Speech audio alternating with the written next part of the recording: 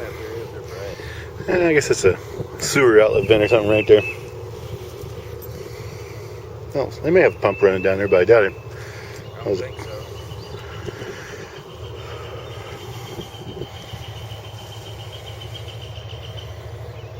No dogs into the dog pens.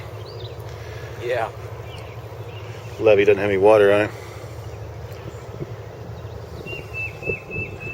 That's the point I was going to make, Brett. Yeah. He ain't get up to the flood wall yet. Yeah. It's a pretty good ways off.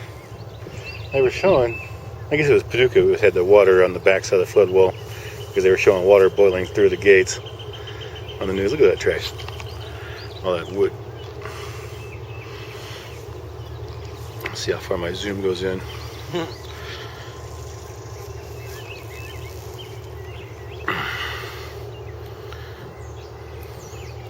National Guard troops. Oh, you know what, Brett? What's that? That's how those guys got down there.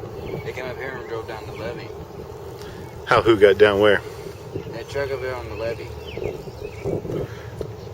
The only way for you to get up there is to come up where we're at, Brett.